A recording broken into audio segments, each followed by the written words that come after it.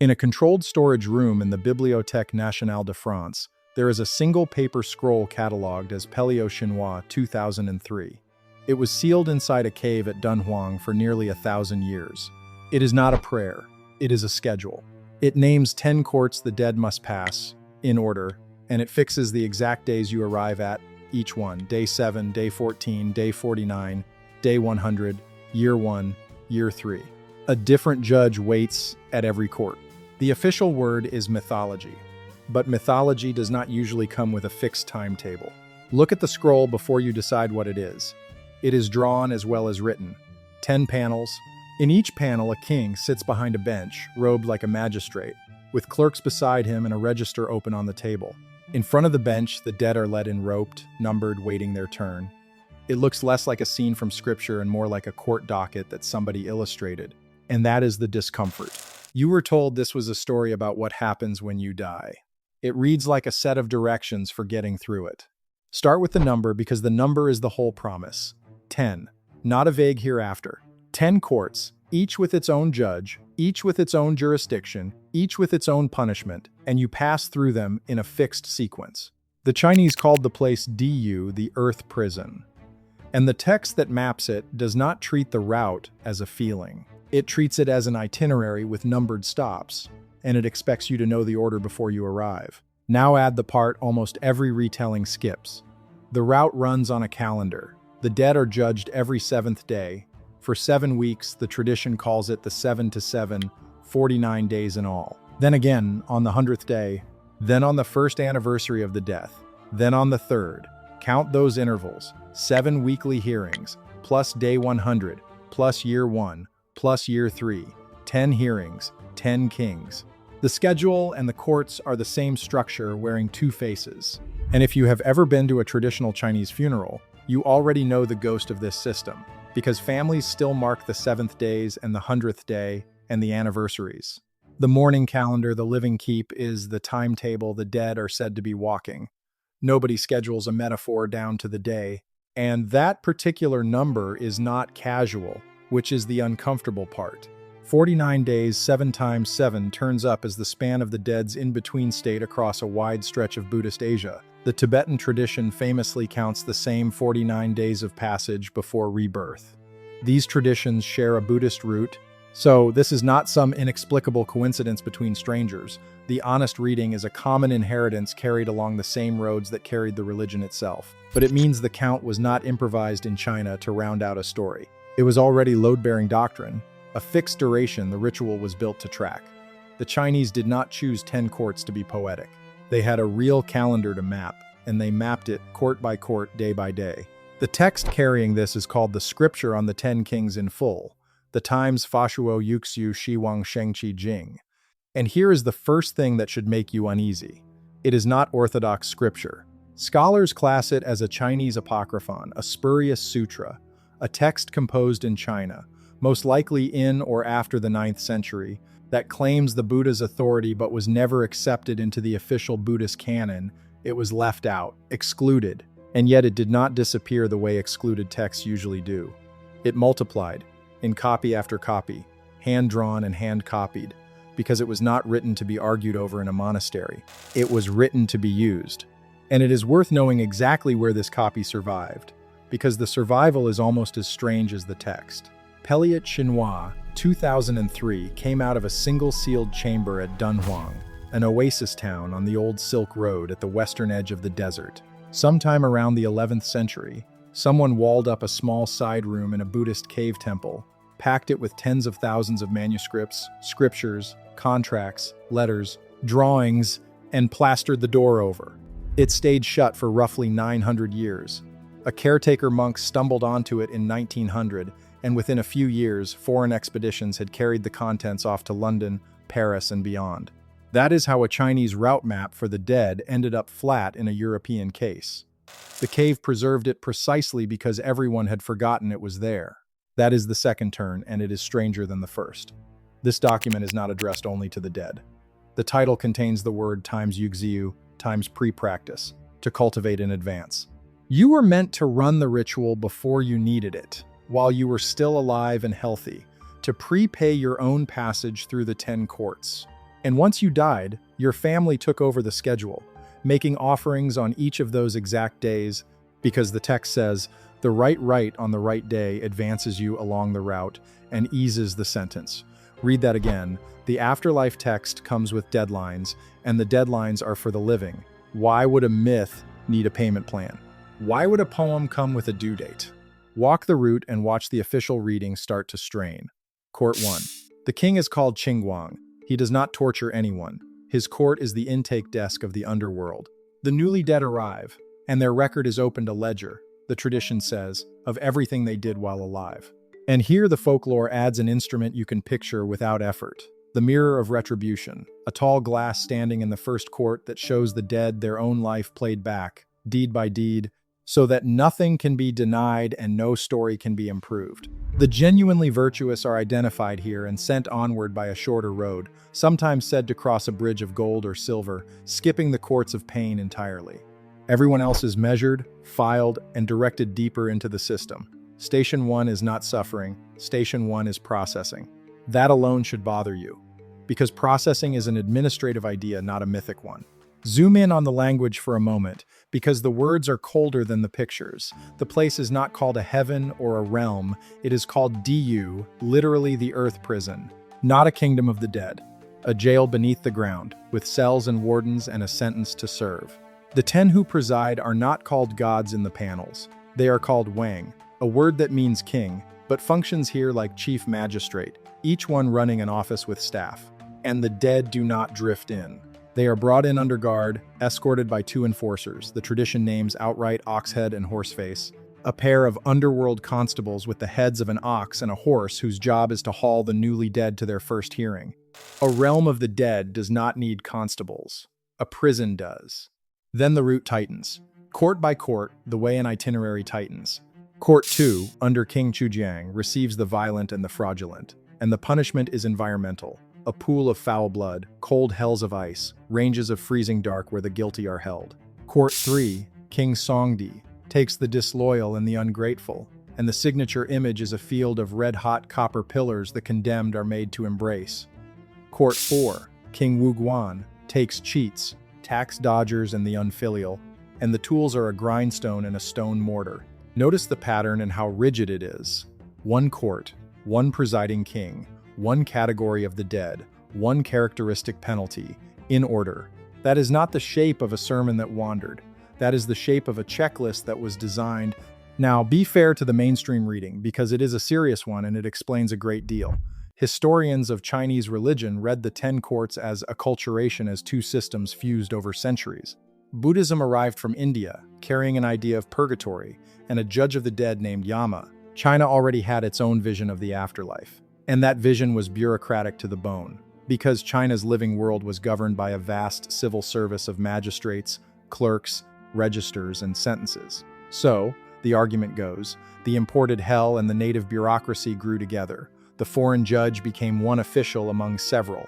The vague hereafter got reorganized into 10 offices with paperwork and jurisdictions. And the best way to read the whole apparatus is as a mirror of the medieval Chinese state projected onto death, a metaphor in a magistrate's robes, not a literal map. It is a strong reading. It explains the benches, the clerks, the registers, the sober official tone of every panel. What it explains less easily is the procedure. A symbol of bureaucracy does not need working deadlines. A metaphor for justice does not need you to file paperwork in advance of your own death. But this text sets specific dates, assigns a specific officer to each date, tells the living exactly what to do on each of those days, and warns what happens to the dead if the ritual is skipped. The imagery may well be borrowed. The schedule behaves like a schedule regardless of where the robes came from. And once you have a count, an order, a named official at each stage, a required action, and a stated penalty for getting it wrong, the single word mythology starts doing an enormous amount of quiet work. So keep the question in front of you as we go, because it only sharpens. You were handed a text and told it was a myth. It has a count. It has an order. It has a named officer at every stage and a punishment matched to a crime. It has a duration measured in days and a set of actions the living are told to perform on schedule or the dead will pay for the lapse. Every one of those features is something you would expect from a procedure and not from a poem. One or two of them and you shrug. All of them, stacked in one document, drawn and copied and handed out to be used, that is the point where the comfortable explanation starts to feel thin. Court 5 is where the two worlds sit in the same room, and it is the clearest evidence that this system was engineered rather than dreamed. Its king is Yan Luo, the Chinese Yama, the judge imported from India, the one figure of the 10 who arrives from outside China entirely. By every reasonable expectation, he should be the ruler of the whole underworld. He was that, more or less, in the tradition he came from. In this system, he is not. He is the fifth magistrate in a chain of command, and the tradition even supplies a reason for his rank. He was said to have been moved down the line, demoted, for being too merciful to the dead. Sit with that as a piece of evidence. A foreign god was not merely adopted.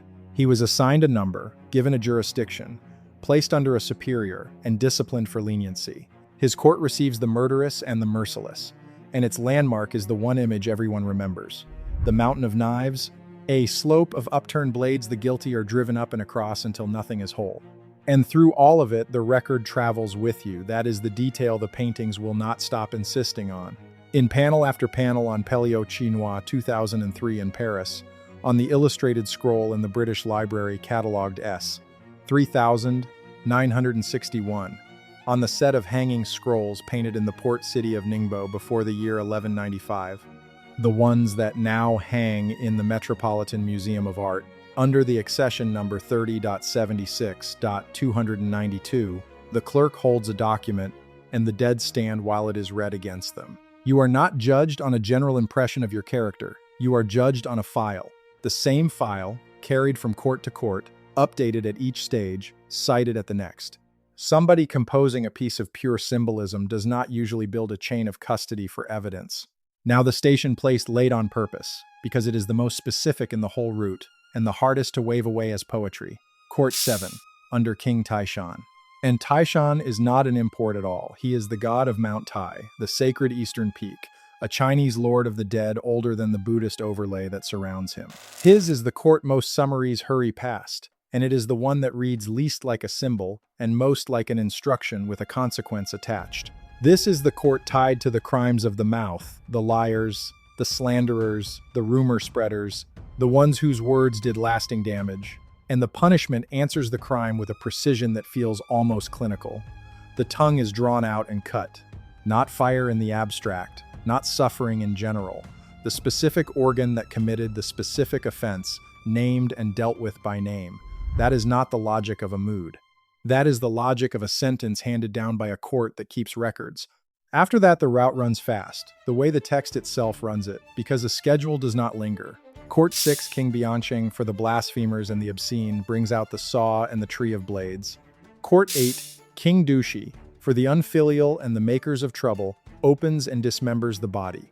Court 9, King Pingdeng, for the murderers and the violent, brings the crushing and the wheel, each with its king, each with its penalty, each locked into its place in the order.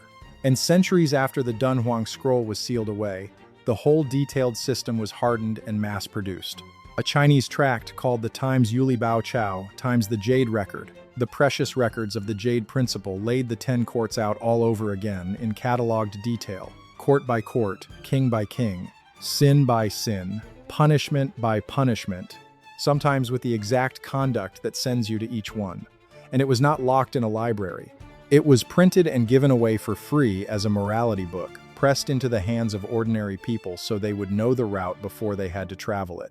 Notice the direction of movement one more time. This is not a secret hoarded by priests. It is a map handed out at the border to everyone who might cross. And the 10 courts never stayed on paper.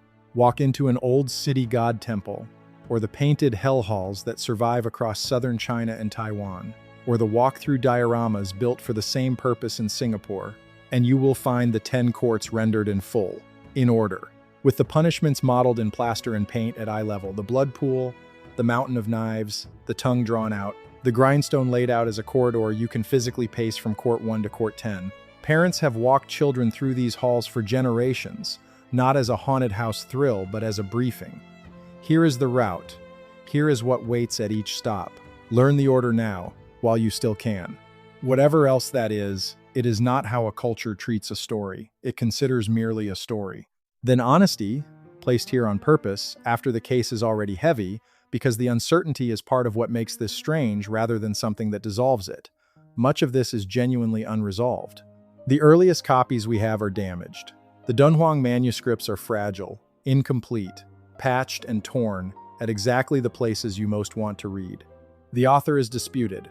Tradition points to a monk named Zhang of Chengdu, but that is an attribution, not a signature, and scholars argue over the date. The Times Yuli's original is lost, and it survives only through later reprintings that may have grown in the retelling. And the softest, most familiar parts of the story, Granny Meng and her soup of forgetfulness that wipes the memory clean before rebirth, the bridge of no return, the soul must cross to leave, do not sit at the base of the oldest text at all.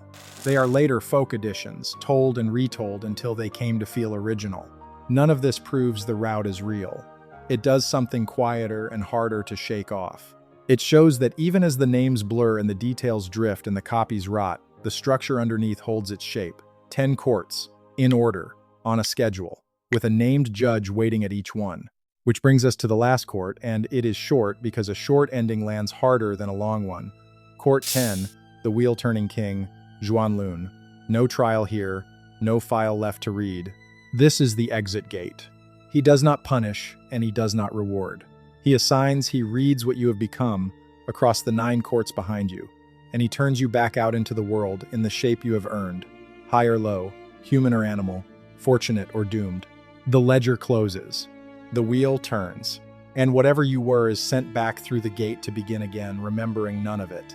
So look at the scroll one more time. Pelliot Chinois 2003 is still in Paris, still flat in its case, still opening on court 1 and still counting to 10. The official reading may be entirely right. The 10 courts may be nothing more than medieval China drawing a picture of its own government onto the sky, a metaphor dressed in a magistrate's robes, and nothing more. That reading explains the benches and the clerks and the sober tone of every panel. It does not quite explain why the metaphor arrived with dates. It does not explain the prepayment, or the deadlines handed to the living, or the file carried from court to court, or the 7th court that names the exact organ and cuts it. The scholars call it mythology. The document keeps behaving like directions. The count is still 10. The judges still have names. And the schedule, drawn more than 1,000 years ago and sealed in a cave until we dug it out, still says exactly which day you are due.